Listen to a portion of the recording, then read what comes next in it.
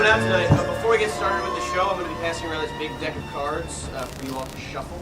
It's very important that they're well shuffled, but keep talking amongst yourselves because we're not really starting yet. If anybody particularly wants to shuffle, just put your hand up and I'll make sure you get this up.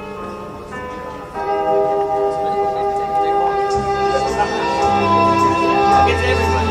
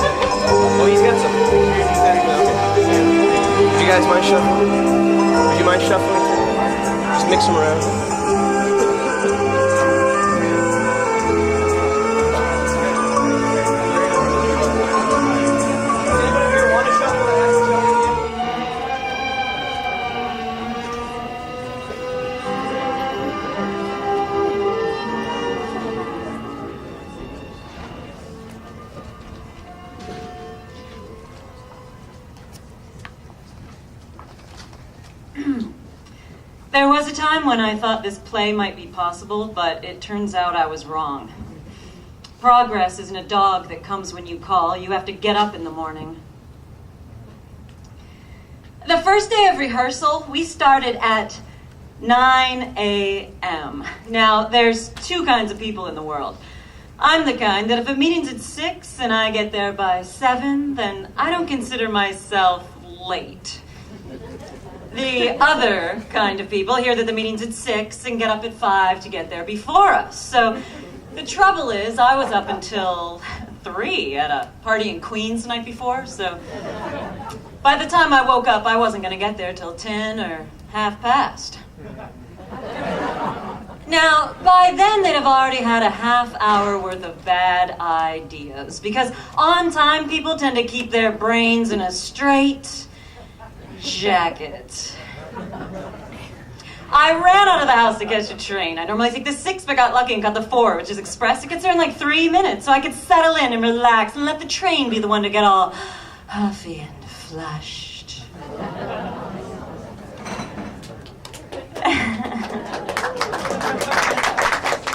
But we didn't go 2 minutes before the brakes started screeching and the people started screaming and the train came to a sudden stop.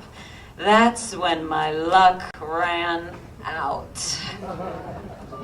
A voice came over the loudspeaker. Ladies and gentlemen, stay calm. There is an unattended bag on this train. Do not attempt to approach this bag as it may contain an explosive device. It was a red backpack, sitting directly across from me, unattended. That's the last thing I needed. It was the last thing I was gonna get. An unattended bag that could magically transform the me who is running late to the late me. But that's the fear, right? The plane you catch out of the corner of your eye, the man with a beard and a baggy coat, the bag. But I wasn't afraid. Instead, I had the most dangerous emotion in the world. Curiosity.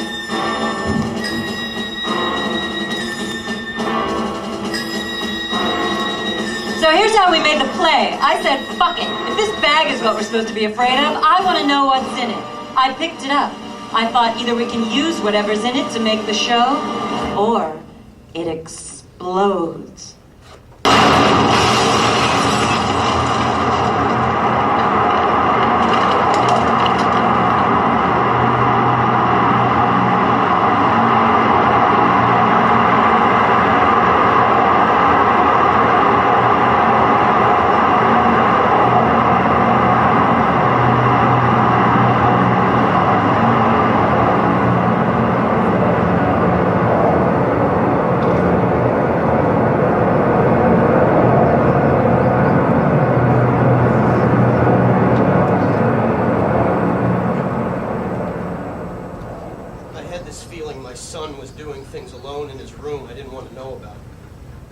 So I put a lock on his door. He doesn't talk anymore. Anything he thinks I need to know, he writes down in his notebook. Not about how he feels or what he's thinking. He just makes lists of the stuff he needs. New tennis shoes for school, the Rage Against the Machine CD to be cool, a pocket knife for his experiments. Experiments. The kid's at this age when he thinks he's a scientist. It started out with cute stuff, like baking soda volcanoes and charts to track the election. But soon he started making things I didn't know what they were. You know, I told him he needed supervision. He joined the Boy Scouts. Now he's got a new idol there, troop leader, some war vet named Major Bang. He doesn't even thank me for the stuff I get him. Comes in the door, goes straight to his room, kicks off the shoes that I bought him, turns up the rage and flips through the blades of his pocket knife like it were a book. Someday soon, something bad is going to happen. You know, I tell him that, he just locks the door.